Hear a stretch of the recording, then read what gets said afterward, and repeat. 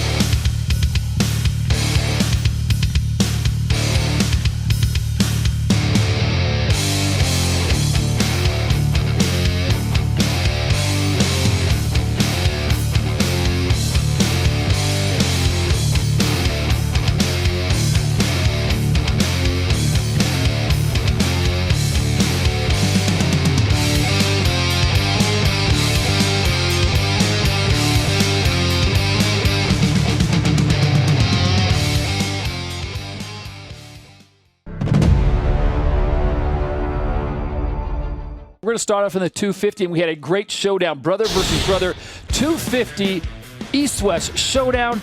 We started off with the 250 East heat number one, guys, and you could tell everyone came out a little bit frisky, wanted to take a win. And Hayden Deegan, this young man has got all kinds of talent in the heat race, came out, got the victory. Then we go over to the 250 West heat.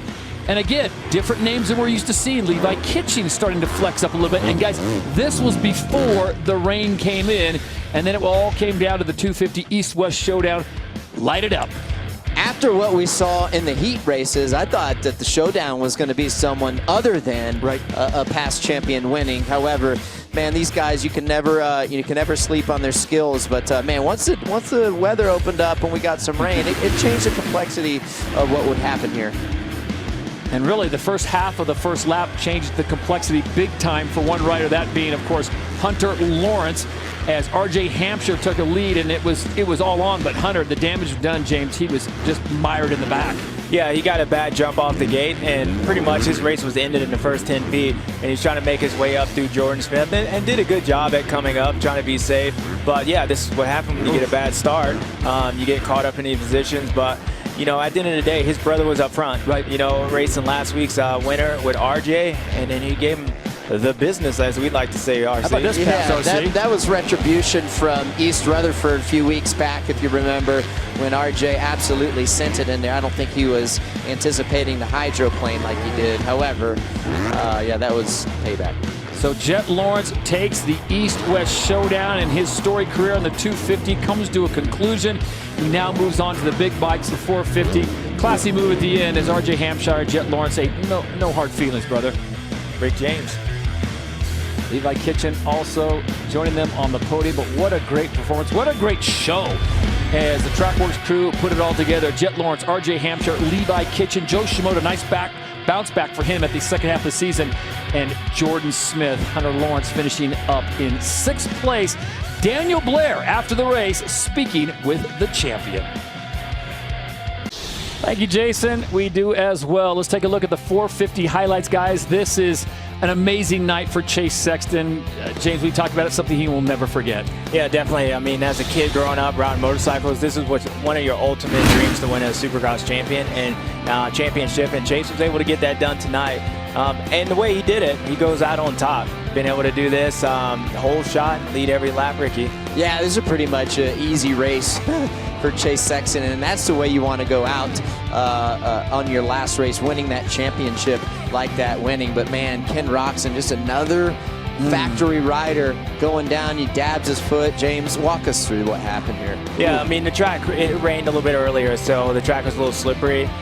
Ken said he goes around the outside and loses the front end, and it does not take much. The front end washout hits his knee, and that was kind of into that. So Chase Sexton went out the way you want to. Ken, unfortunately for him, this is definitely not the way he was, but he's had a great year. He finished it strong, and you can't be too bummed. Nice battle between the 7 and the 9. Adam Cianciarulo and Aaron Plesser going at it. Yeah, AP crashed in that camera earlier. We're going to send him a little bill for that. And this camera right here, the AP camera. But it's a good way to finish for him. And then you're looking at Justin Hill go up inside of Adam Cianciarulo, which woke him up, Ricky. Yeah, he did. And I tell you what, Justin Hill, each weekend, even before the guys started going down, man, he was getting better and better aboard that Team Tedder, Monster Energy, Mountain Motorsports, KTM. But in the end, it was the 23, Chase Sexton. A lot of people have talked about what he did this season, the ups, the downs, the leads that he threw away. But guys, he was there in the end, and that's what you have to do. You have to be there in that opportunity, that moment. I've quoted Ricky Carmichael throughout this week talking about it. He put himself in a position to make this happen, RC. Yeah, you got to be there. And this guy worked hard, very deserving of this championship. And I'll tell you what, there's nothing sweeter than doing something for the first time, especially when it comes to a 450 AMA Supercross champion. So the final results look like this. Chase Sexton, Aaron Plessinger, and Justin Hill. I'll tell you what, it was an impressive performance throughout the season, and tonight, despite a very slippery track, Chase Sexton came out, did exactly what he needed to do, and I think everyone here in Rice Cycle Stadium appreciated the workmanship of Chase Sexton. He is a worthy champion in 2023. The rest of the field coming through on a tough night. Rain came in through early, and then the crew did a great job of getting it set. But again, we tip our hat to Chase Sexton, who wins it all in 2023.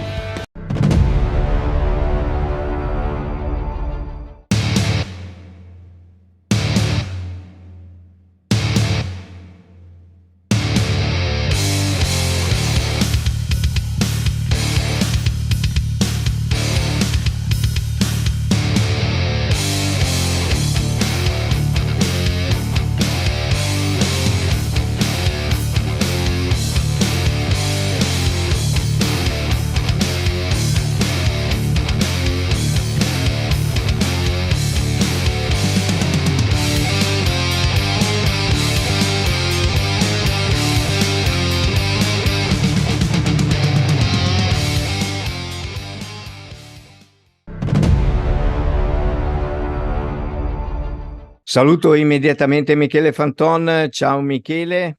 Ciao Adriano. Siamo qua per commentare l'ultimo round delle Main Monster Energy Supercross 2023, gara che si è svolta a Salt Lake City. Che cosa dire?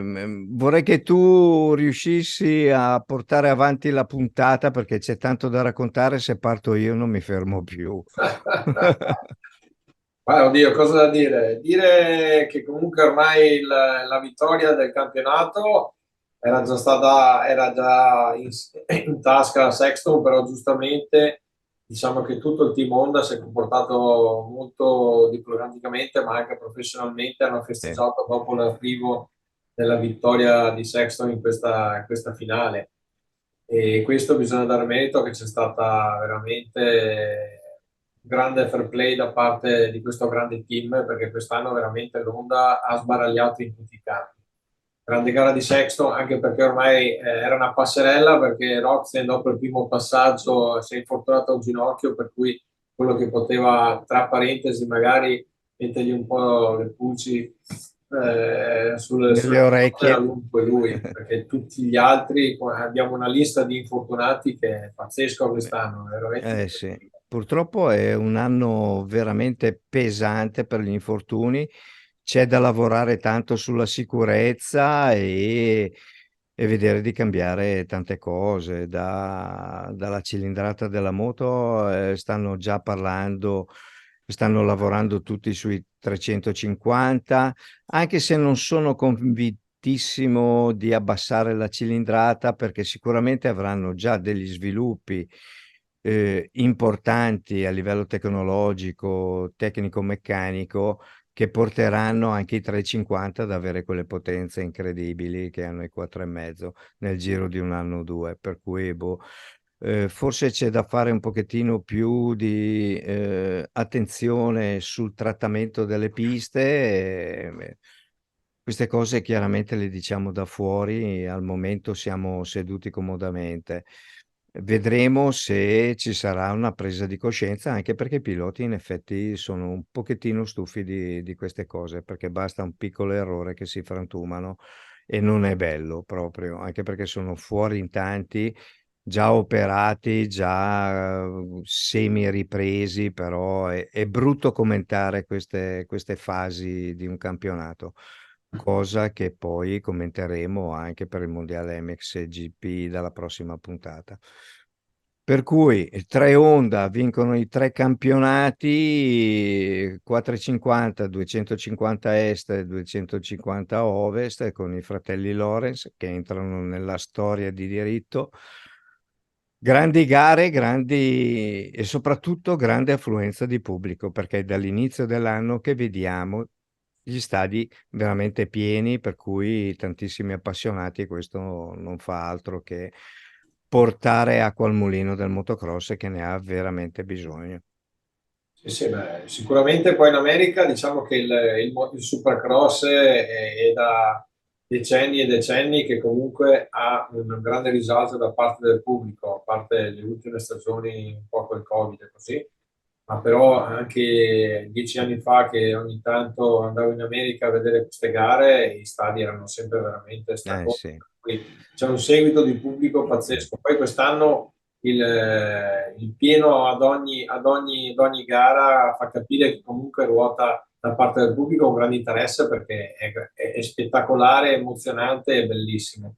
Per cui speriamo che nel futuro trovino, come hai detto tu, delle soluzioni per far sì che comunque i piloti, che sono i primi attori a fare lo spettacolo, non, Vengano protetti, che vengano eh, protetti. Purtroppo ci vorrebbe un pochettino più di decisione anche da parte dei team manager e delle case, appunto, anche in America per avere più potere contrattuale. Parleremo anche della MXGP che avrebbe bisogno, appunto, nella prossima puntata di una svolta, appunto, da parte dei team e piloti per poter decidere insieme agli organizzatori, che è una cosa importantissima, penso che sia bellissimo, solamente che non si incastrano poi gli interessi economici, no? Poi alla fine parliamo sempre della vil pecunia e andiamo avanti così. Per cui Chase Sexton conquista la tabella super rossa col numero 1 a 372 punti, Eli Tomac. Parlare di Eli Tomac secondo a 339 dopo una stagione veramente fantastica è un pochettino triste, speriamo che si riprenda. Notizie lo daranno al via, non si sa come, quando e dove, per cui ci sono notizie contrastanti e noi aspettiamo solamente le conferme, quelle ufficiali. Però Tomac è sfortunatissimo, anche lui un incidente stranissimo senza cadere, tallone di Achille, tendine, ne avrà per ancora per un minimo 2-3 mesi. sì, beh, Tomac diciamo che nel suo infortunio veramente è stata una situazione veramente pazzesca perché lui stava affrontando con grande tranquillità le difficoltà della pista e io credo che comunque non sia stato un errore, ma il corpo evidentemente Ha dopo ceduto. ha ceduto, secondo me sì, perché comunque a quei livelli là sei soggetto a grossi carichi di lavoro, grandi allenamenti e prima o dopo il corpo non riesce più a reggere questa mole di lavoro che comunque toma, che sappiamo che lui fisicamente è veramente pazzesco perché io ho visto dei filmati, le tipologie di allenamento che fa sono, per un essere umano normale sono improponibili. Sì, poi quando inserisce il suo Beast Mode, praticamente duplica la velocità, un po' come succede nell'MXGP con Jeffrey Herlings.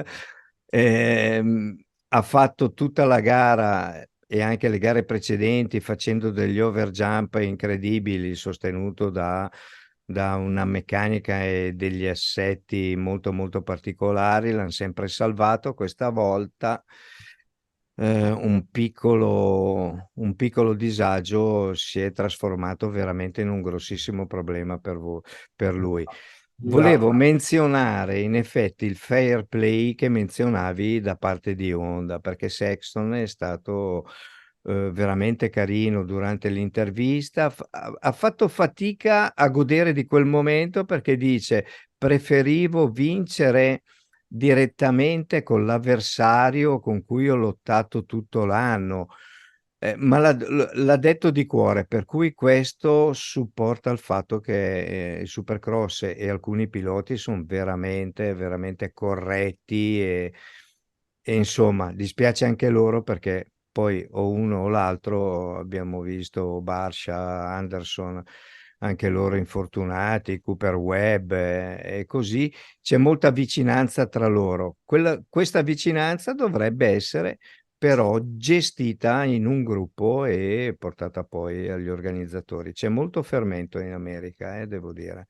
Io credo che sia comunque necessario e indispensabile avere comunque un riferimento da parte dei piloti dove possono comunque esprimere quello che sono anche i loro problemi e i loro giudizi anche su quello che sono gli aspetti tecnici, dove loro sono i primatori ad affrontare le difficoltà della pista, dove rischiano la pelle Sì, in curva ad ogni salto, per cui devono avere voce in capitolo, perché comunque le dinamiche e le situazioni che si vedono ad ogni gara e ad ogni stagione devono comunque porre rimedio, perché non si può andare avanti in questa maniera, finire le stagioni con 10 piloti ufficiali sì. avanti a casa, è impossibile. Non è assolutamente bello. Hanno criticato molto il Dragon Back, dove si è fatto male anche Justin Barsha e così, e hanno detto che era una cosa inutile, si poteva evitare. E lì ci sono stati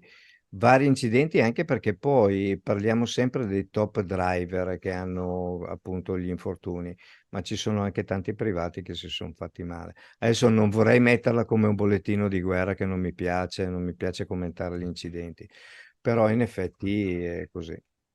No, vabbè, ma giustamente quello che stai dicendo è che quando si fanno male piloti di basso rango dove non vengono quasi mai menzionati perché fanno parte della bassa classifica, Sì, la gente se ne accorge anche molto relativamente. Ma quando vediamo un pool di piloti di alto sì, livello, per cui consenziosi, allenati con delle squadre e con delle moto veramente performanti, sì. ridotti a farsi male così, vuol dire che c'è qualcosa che non sta andando. Sì, diciamo che l'unico intoppo, incidente brutto è quello che ha subito Cooper Webb, che non c'entra niente alla pista, purtroppo un piccolo errore. Pilota dietro, Sansarullo non è riuscito a evitarlo. Però notizia di oggi, la confermo perché è ufficiale, Cooper Webb partirà per il National appunto fra 2 settimane, per cui è completamente ripreso e questo ci solleva l'animo di vedere un pilota che torna dietro al cancelletto.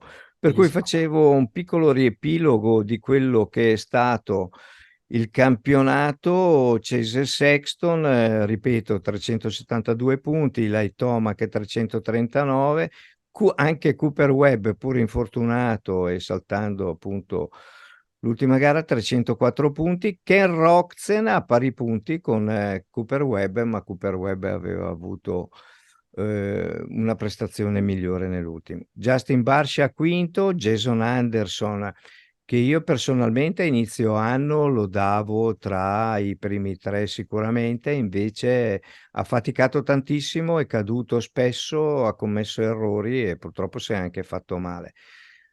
Plessinger, Plessinger, anche lui lo vedevo un pochettino più avanti perché è sempre stato velocissimo in prova, ha avuto tantissimi giri migliori, però insomma finisce settimo. Quello che mi ha impressionato è Justin Hill, che comunque è ottavo in campionato, Sansarulo, Wilson, Melkerrat, Christian Craig, anche lui purtroppo fuori praticamente da molte gare.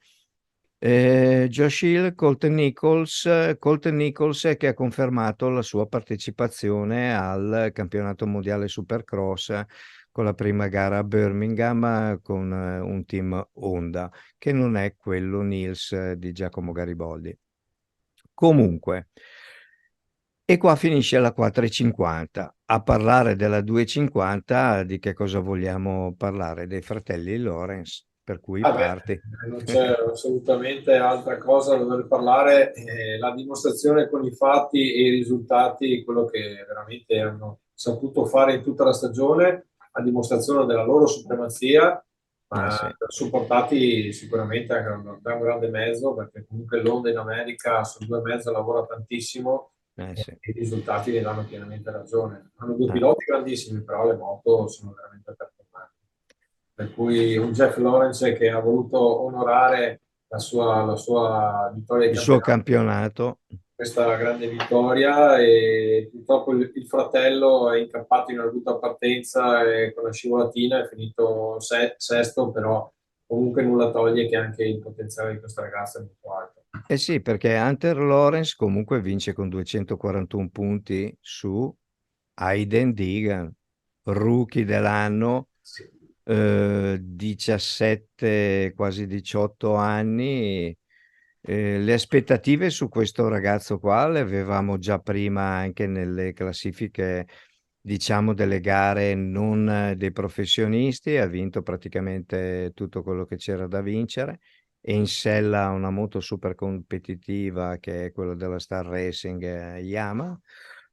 Ne vedremo delle belle quest'altro anno con Deegan.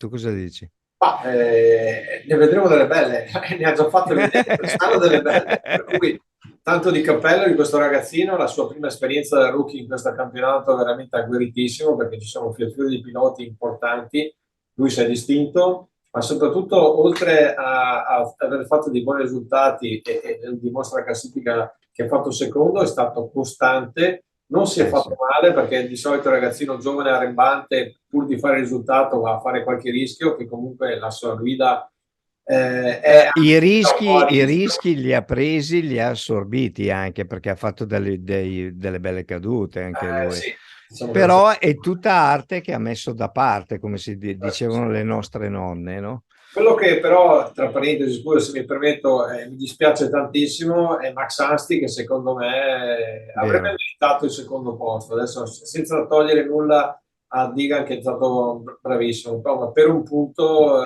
Sì, Ansti vabbè, è arrivato a podio, terzo posto meritatissimo, sì. e tanto bravissimo, però un secondo secondo me ci stava. Molta delusione da parte di Jordan Smith, che è stato velocissimo per tutto l'anno, ha combattuto con i denti, anche lui ha commesso qualche errore, finisce quarto in campionato a 159 punti. Chris Blows, quinto, Jeremy Martin sesto, Nate Thrasher settimo e poi troviamo un europeo che è Tom Vial, che anche lui sfortunato, paio di infortuni che l'hanno un po' scosso e è rimasto fuori. Però insomma, il primo anno va bene così, sicuramente lo vedremo super competitivo l'anno prossimo e lo vedremo al via del National che sicuramente farà benissimo. Sì, Tu beh, cosa pensi, no, no, Tom? assolutamente. Tom Vialle all'inizio del campionato ci aveva sorpreso con delle bellissime partenze Mm-mm. e nei primi giri riusciva addirittura a tenere il ritmo dei primi. Poi, naturalmente, l'esperienza che deve maturare in questo campionato è tantissima. Comunque ha dimostrato che ha le capacità tecniche per poter comunque primeggiare e sicuramente la prossima stagione migliorerà e sarà uno dei pretendenti al podio, quello sicuro. Sì. Però, come hai detto tu, partirà per il National e io credo che Tom Vial partirà appunto per vincere il campionato. Assolutamente sì, spinto chiaramente da una casa come KTM che gli darà una moto super competitiva come al solito e messa a punto proprio per lui. È un bravissimo ragazzo, non si lamenta mai, mi piace, bel pilota proprio, Sì. chiaramente due volte campione del mondo, per cui è così. Volevo parlare di Yoshimoda che anche lui ha fatto allora, è rientrato da un infortunio che l'ha tenuto a lungo fuori dalle gare. È rientrato e ha dimostrato subito grande velocità. Chiaramente ormai il campionato era verso la onda di Hunter Lawrence. Stavo guardando le statistiche di Hunter Lawrence durante il campionato. Ha fatto 3 all shot, ha fatto 89 giri in testa, per cui ha fatto 7 vittorie. Ha ottenuto 7 vittorie, per cui il campionato meritatissimo, ecco. Vabbè. Cioè, un campionato che è stato emozionante eh, per tutti, per i piloti, meno quelli infortunati che sicuramente avranno qualche rammarico, per il pubblico che ha seguito questo campionato a livello internazionale in modo massivo, perché i dati anche dello streaming TV, anche Motocross My Passion, sono anni che sta spingendo il Supercross a tutti i livelli, per cui una piccola parte, lo 0,001% me la prendo volentieri. Assolutamente te la merita perché insomma sei uno che ci crede, c'è sempre Sì, creduto e stai lavorando per ottenere i risultati e è quest'anno così. vedo che come apprezzamento ma anche come seguito è stato veramente molto buono. Eh Bravo, sì. bravo, bravo. Adesso sicuramente dalla settimana prossima parleremo chiaramente, giustamente e con tanta voglia di quello che sta succedendo appunto in MXGP, in MX2. Vorrei partire subito a parlarne, ma purtroppo il tempo è tiranno, dicono, e devo rimanere nei tempi televisivi per poter mandare in onda la puntata. Vuoi aggiungere qualcosa? C'è qualche novità all'Ovolo? Parliamo un po' anche Ma adesso, un minuto e ah, mezzo delle nostre di cose. le nostre cose, adesso l'Ovolo diciamo che è momentaneamente diciamo, in stand-by perché diciamo che le gare importanti che dovevamo fare inizio stagione sono state fatte, abbiamo avuto un buonissimo successo, la federazione ci ha anche elogiato per il nostro lavoro, probabilmente per fine stagione faremo anche delle altre modifiche all'interno del circuito per migliorarlo e perché comunque il nostro obiettivo è riuscire a A organizzare una gara da riportare, 3 a, a a ri- riportare a una gara. riportare una gara di mondiale. Ma, adesso non andiamo Però i sogni vanno fatti grandi, Michele. hai ragione, facciamoli Eh, grossi, però Facciamoli grossi. guardando Eh, la realtà noi vorremmo intanto portare a casa una bella gara del Prestige che per eh. noi sarebbe veramente una gara importantissima. Tu Ecco. come lo Il vedi nostro territorio. come lo vedi il Prestige a livello di pubblico? Perché io vedo sempre poca gente. Ma noi nel Veneto, purtroppo, lo dico francamente, ma anche con un gusto di rammarico, è da tantissimi anni che non vengono fatte gare di un certo livello, perché l'ultima gara importante che è stata fatta nel nostro territorio è stata a Giavra del Montello, un campionato del mondo nel 1996. Grande pista. Giavera è nel mio cuore come l'Ovolo, Sì, sì, no, no, per con carità. Akira Watanabe. Anch'io. Mamma mia. Per cui manca da quasi 30 anni una gara importante, anche una gara internazionale, per cui il nostro territorio ha bisogno, perché secondo me abbiamo un bacino di utenza, ma anche e soprattutto di Ma pubblico interessante. ricettività anche del territorio. Assolutamente. Cioè sono posti bellissimi con alberghi, cioè è strutturata bene la zona. Per cui dita incrociate, Michele, sono sicuro che prima o poi riuscirai e riuscirete a riportare dove era l'Ovolo una volta e magari con qualche passo in avanti. Per cui grande lavoro da parte tua e dei tuoi collaboratori e di tutto lo staff, appunto, di Lovolo. Ricordiamo che è possibile venire anche a girare amatorialmente.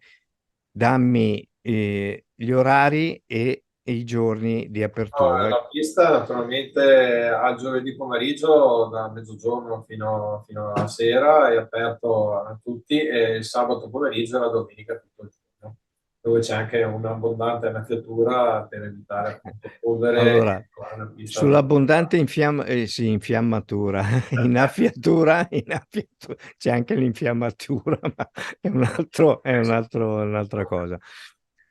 Ha piovuto a raffica negli ultimi 10 giorni, siamo rimasti chiusi praticamente in casa senza andare a girare.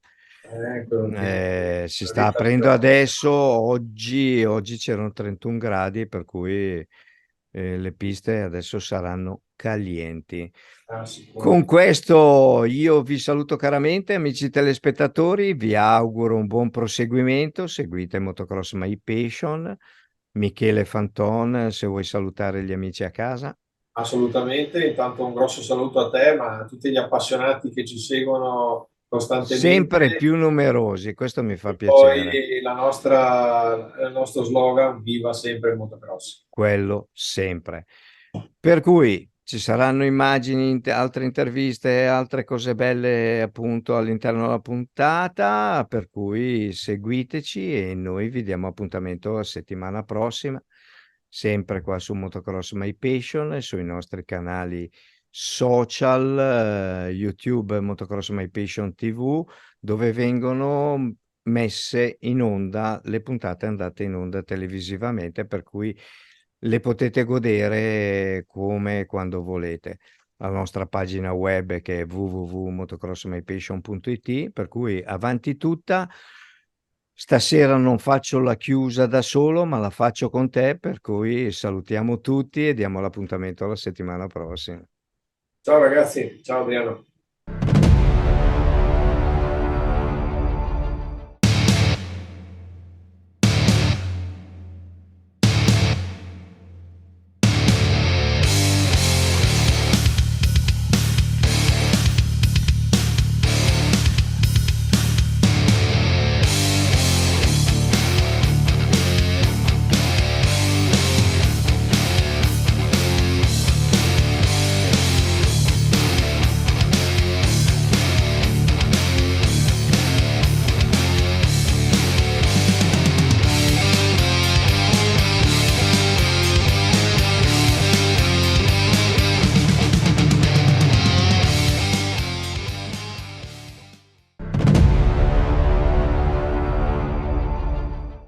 And Jordan Smith, while starts have not been good throughout the season, he's been having just 8th at the whole shot line in the mains.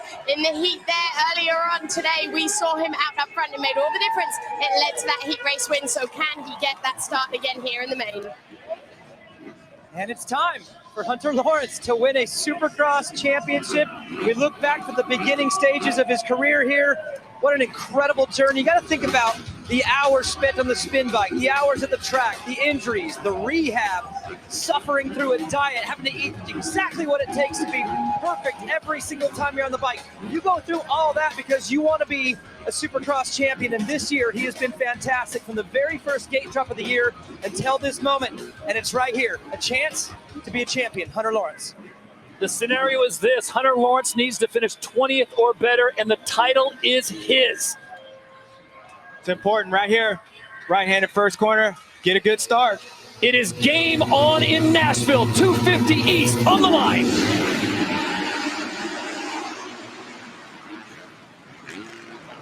And he does exactly what he needs to do. What a recovery by Hunter. He almost ran into the gate, but he recovered. It's like we got, Ooh! Gets a little bit of business from Jordan Smith, winner of his heat race, and Smith says it is on. Yeah, but you got to remember, Jordan Smith being Hayden Deegan's teammate, still mathematically, Hayden Deegan has a chance at this championship. It's a long shot. I think it isn't going to happen, but still, he was going for it. yeah, and I think all that's spun off of like how good Jordan rode in that heat race. So he can keep it up on two wheels, knowing that Hunter's maybe a little bit in a defense mode, meaning he's not going to take too many chances. Maybe it's an opportunity for these guys to get it. Watch the number 96 on that red Honda of Hunter Lawrence. He's going to stalk Jordan Smith. He's going to sit, follow. And I think he's going to wait for the pass to open up, boom, and make it. Yeah, 15 minutes plus 1 lap, James. Now, the one thing that's with Hunter, he's got to worry. Jordan's had a few bobbles this year. He had some crashes and stuff. So there's some guys that you don't mind following. Like, I didn't mind following you because I knew you were going to stay up. Some other guys I won't want to follow because, you know, things might happen. So I expect if Hunter can get around them, he's probably going to try to do that. Ricky, how do you turn off the competitive juices knowing that you don't need to win this race to get the title, but you know Hunter, he's going to want to race this thing hard? I kind of like what Steve Letarte was talking about off there. It's like, man, you go into this race and approach it the same way you always have. Listen, Hunter's a very intelligent racer. He's not going to take any unnecessary risks. However, he's going to race hard. He's going to race hard, and there is nothing better than winning a championship and winning the race. Yeah, and I feel like with Jordan being in front of him making a pass, Ricky, it might actually help Hunter because now he's got to be concentrated on the race compared to if he was out front by himself or by himself in general, he'd be focused like, okay, not making a mistake. Right now, he's got a battle. So, and if he doesn't watch out, you got Joe Shimoda just made a pass on Jeremy Martin. He's coming up, and he's another guy that would like to win one of these races as well. You know, Hunter Lawrence, too, we talk about the pressure of the title and what that's like. And sometimes I feel, James, I don't know how it was for you, but there was something subconsciously that would take over to where I couldn't ride as fast as I normally could. And I'm like, man, I feel like I'm doing everything that I can, but it wasn't showing on the laps. Did you ever experience that? Oh, I experienced that a lot. I literally was on the last time I won the championship in 09, I couldn't feel my legs on the gate. So I don't know what it was, but JS had no legs sitting on the gate. So Hunter, I feel you, brother. 250 East main event. This is the situation. Jordan Smith leads the race, but it is Hunter Lawrence who sits in second place, the overall points leader. He can clinch the 250 East title with a top 20 finish. Jordan Smith hasn't won since Daytona, guys, in 2018. That's 5 years ago. I think these next 2 laps for Hunter is going to tell you all about what his plans for the race. And Joe made a little mistake coming up through that dragon back and lost some time, but Joe Shimoda looked like the fastest guy on the racetrack. Well, I saw Hunter Lawrence make a mistake in the whoops. He missed one with his front wheel. We talk about what could go wrong if that happens. It seemed like he took a step back. He lost some time to Jordan Smith, but a lot of racing left here on a very difficult track here today. Yep. The one interesting thing with Hunter that puts him in a tougher position is, as you mentioned earlier, Jordan Smith is Hayden Deegan's teammate, and although it didn't look like they got along that well in the heat race, you got to think at some part Hunter's thinking that, well, he is on a blue bike. Would he do anything? I don't think Jordan would do that, but Hunter doesn't know that. His issue is going to be that number 30 Kawasaki, that green Kawasaki coming up behind him. It's going to make that change for him. Coming up on 10.5 minutes to go here. It'll be 10.5 minutes to go plus 1 lap in the 250's main event. It is still Jordan Smith out front and Hunter Lawrence just stalking and possibly waiting for him to make a mistake and not forcing the issue, Will. And like you said, John, it's been a long time since Jordan Smith has that win there, 5 years. This would mean a lot to him. Talking to him earlier, he's eyes forward as far as his career goes here. He loves being with a Monster Energy Star Racing Yamaha team. He feels comfortable on the bike, but he's very aware that consistency is an issue. So this win would be fantastic for him. But guys, I think the way that he would win this, stay on this bike against all this pressure, would also mean a lot to him that he's moving in the right direction. James, to what you were talking about a bit earlier, I feel these next couple laps, if Hunter is able to keep the pressure on Jordan Smith, I think the dynamic is going to change and he's going to have a legit shot of winning this race. Yeah, absolutely. And it looks good. And one thing with this track, with it being dry, there's not a lot of chances like overriding the thing as far as like just splat out like speed. Right now, like I think Hunter, being the rider that he is, he's very technical and smooth. So I think these conditions kind of suit him. So even though he's got a championship, he's probably pretty comfortable with the track conditions. The only thing that's maybe going to get a little uncomfortable if number 30 comes up and starts racing him. Guys, communication is key, and right now Hunter Lawrence is counting. Wow, well, that changes everything. We'll have to keep an eye on the pit board. What I was about to say, the communication between the rider and the mechanic is so pivotal, especially in a moment like this where Hunter needs to be aware of everything. So watch, he's going to go through the whoops, come around the corner, And right here, here's the shot. Calm. Number 30, that's letting him know it's Joe Shimoda behind him, and you can be calm. So right now, Hunter will process everything he just learned in the last 30 seconds, evaluate it, and go from there. Okay, folks. Now, we're looking at the battle with Hayden Deegan, and Hayden's actually riding really well. See if he's trying to get in on Jeremy Martin. Jeremy probably like, what's up, dude? Yeah. But so what we were saying with Hunter, like he had a rapid to chase. Let's see what he does the next couple of laps on there. Does he start making mistakes, Ricky? And does that championship creep in? Because now he's up front. And as I said earlier, it's different when you're out front by yourself, having Joe Shimoda come up there. Let's see if he starts making mistakes. And if he can keep that gap on there, then I think he'll be in a good position. Yeah, I think if he's able to gap him, he's good. However, if Joe Shimoda, number 30 on that Monster Energy Pro Circuit Kawasaki, catches him, I think he'll give way. I really do think that he'll lay up, let Joe go by, because if you go back last year to the Pro Motocross Championship, that last round, Joe gave him the business, and it was a tough collision. Yeah, they said they my friends. I don't know if they were friends after that. So, yeah, going to your point, he did blow some doors off. So, but I don't think Joe's that type of route, at least not for this one. We have reached the halfway point of the 250 East main event. Monster Energy available now at Kroger. As this track starts to wear, I think it plays right into Hunter Lawrence's playbook because of the throttle control, because of the precision he has on the motorcycle. I mean, this track is absolutely getting so dry here today. You can see it's almost like blue groove out there because it's drying up so much. Yeah, and I think watching everywhere except for these whoop sections, I believe actually Joe Shimoda's faster than Hunter Lawrence, but when he gets to the end of the laps, he can't catch him. There we go. Because of position. But now we're watching Danger Boy, and I'm sure he's probably getting a little frustrated. Hayden Deegan on the outside, Martin on the inside, gets by him. Hey, put him. I love that. You hear that crowd? Put him on the school bus. Send him to school. No contest whatsoever. Squares Jeremy Martin up on that corner, right in the right-hand side of the whoops. Carries the speed, makes the pass, Will.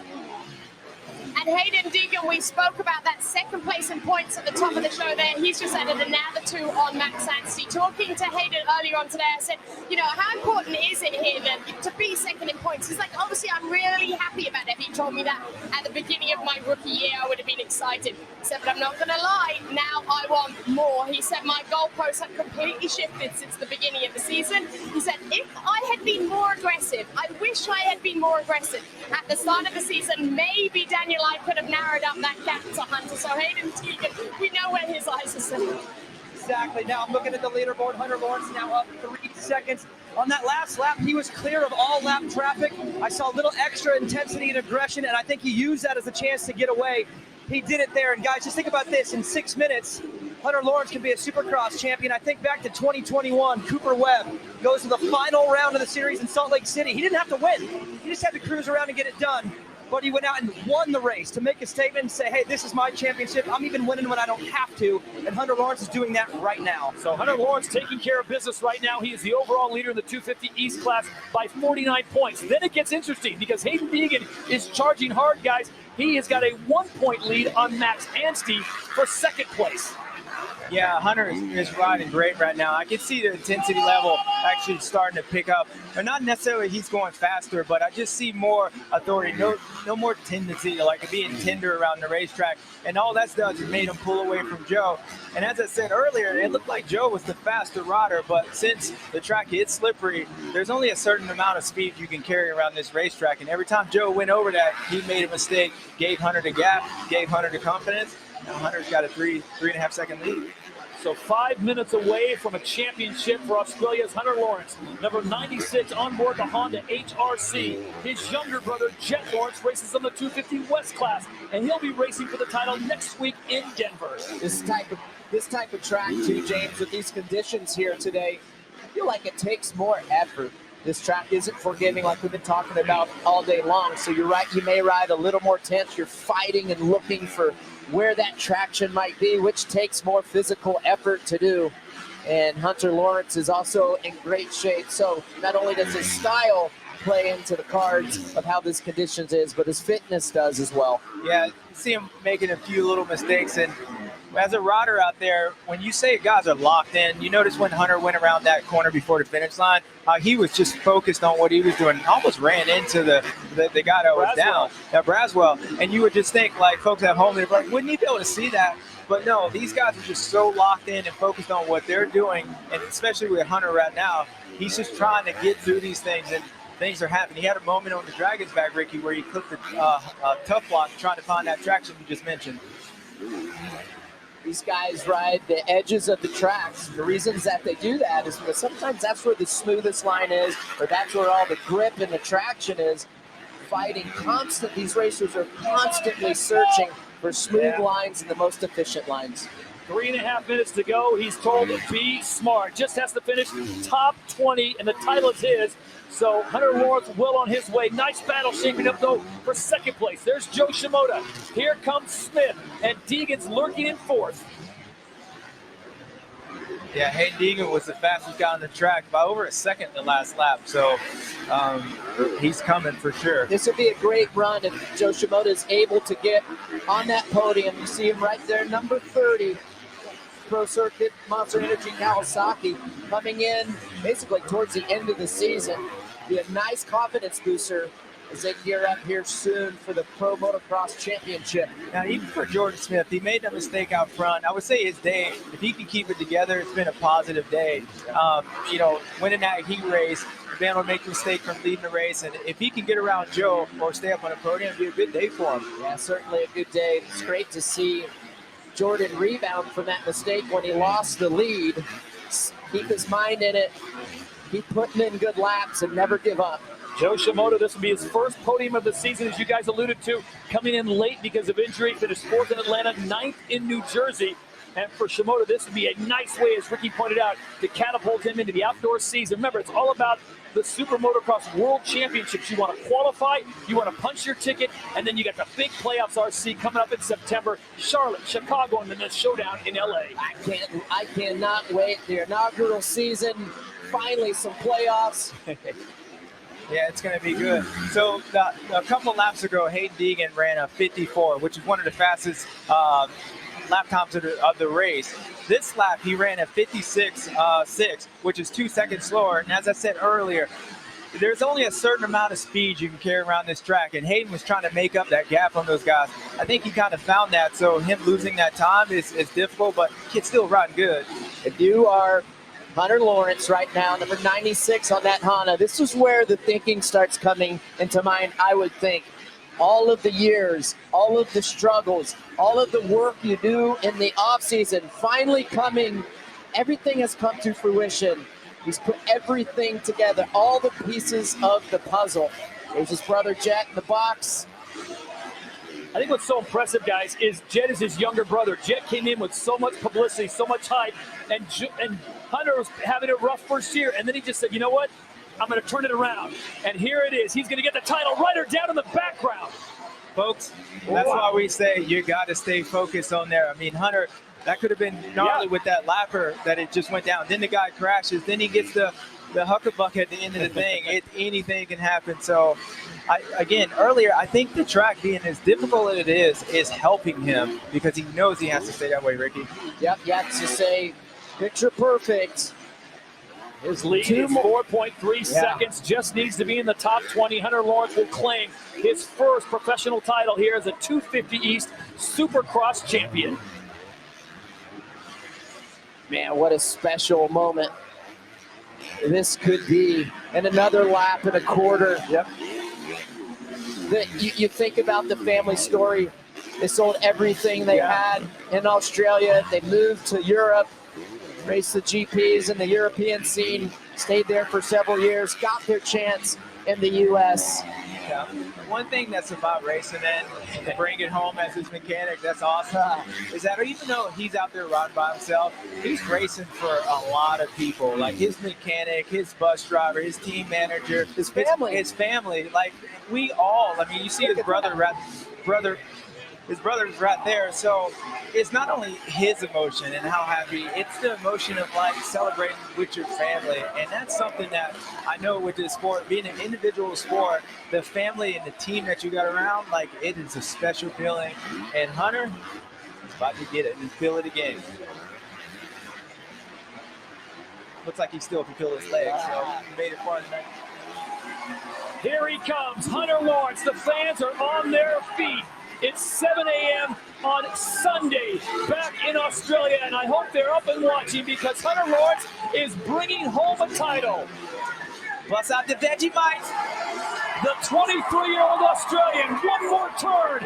Let's hear it. Aussie, Aussie, Aussie. Hunter Lawrence is the 250 East champion. Congratulations, that's so awesome. Look at that emotion. Gosh, I love it. Absolutely love it. Everybody's getting hugs. Everybody's going to get a hug. Cool to see Joe come up to him. Jordan, that's respect right there. Everybody's sportsmanship. Yeah, they know how much work that kid's put in. They know how hard it is. They know where he's come from. Risked it all, his family, and the payout came. And how can you not watch next week in Denver as his younger brother Jet tries to clinch a 250 West title? So a spoiler of riches for the Lawrence family, but to Ricky Carmichael's point, they have been all in, full commitment on their sons and their racing careers, and this is the payoff right now, the win.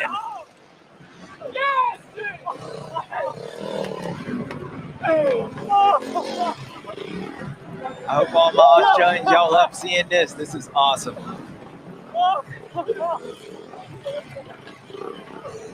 Yes!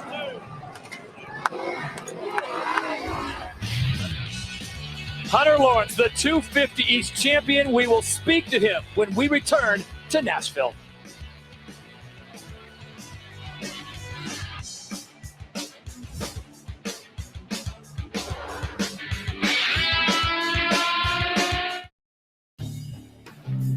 Monster Energy AMA Supercross is brought to you by Monster Energy, proud partner of Monster Energy Supercross. What a day in Nashville. 7th win of the season, 12th win of his career, and first career titles. We set it down to Daniel Blair with the 250 East champion. I'm with the champ, and I'm with Mike Pelletier of the American Motorcycle Association to present Hunter Lawrence with his #1 plate. Thanks, Daniel. Hunter, congratulations on a great season. On behalf of the AMA, it gives me great pleasure to present you with the 2023 Monster Energy AMA Supercross Championship 250 East #1 plate. Congratulations. Thank you.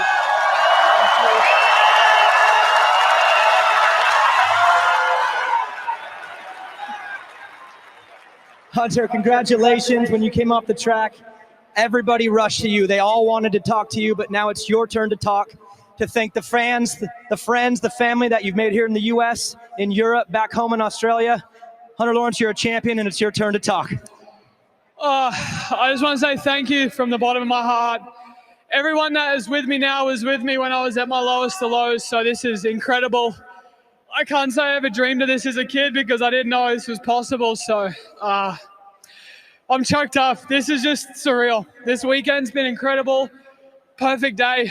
I just want to celebrate this with everyone I love and care, my whole team, everyone. This means the world. And you win the title, and you also win the race. Take me through that main event. Was there a plan in place, or was it just see what happens because it ultimately worked out perfectly? Yeah, I wanted to win this weekend so bad with everything that was going on, and Jordan got me in the start, and I was just sitting behind him, and then made a mistake, and I got him, and then just navigate the lappers, but just kept focused until last time through the whoops, and then I kind of let it out. I couldn't mess it up too bad from there to the finish line, so little early celebration. Congratulations, Hunter Lawrence. You're a Supercross champion.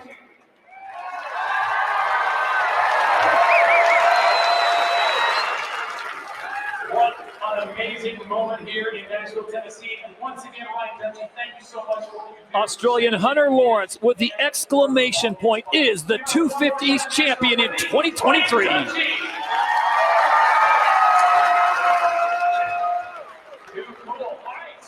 Final results look like this. It's Hunter Lawrence, Joe Shimoda finishing second, Jordan Smith, who got the whole shot, in third on the podium. Hayden Deegan was coming hard. You come in there, 17 years of age, finishes in fourth. Max Anstey rounding out the top five. What a showdown, but in the end, it was Hunter Lawrence. Let's head it back down the track, and Will Christian. Thank you, Todd. And with Joe Shimoda now, a great second. Congratulations to you, Joe. This is only your third Supercross race back there, having had to sit out the beginning of the season. Are you surprised how quickly you got back into the groove, and what does this tell you about what's coming in the future? Just want to tell you, thanks so much to my family, team, and everyone who believed in me. Last couple months, a lot of cut sitting, and it's not fun. So just to be out here is awesome to me, and thank you guys so much, and we just keep pushing. And let's do this thing. Well deserved. Thank you so much, Joe. Congratulations. There's his dad, Darren Hunter Lawrence, and the family is here for the weekend. Word on the street is there'll be a little bit of a party tonight, so I feel bad for the folks that are sharing a hotel room or floor with the Lawrence family RC, because it is going to be on. Johnny O'Mara, Supercross legend, his riding coach is also there as well. So we're just getting started with this Australian Honda HRC party. There are the points, 250 East to end with Hunter Lawrence, 224, 56 points clear of Hayden Deegan with 7 wins. Max Anstey on the podium, edging out Jordan Smith and Chris Blows, the top 5 as we send it back down onto the track. Celebration continues here in Nashville. Here's Daniel.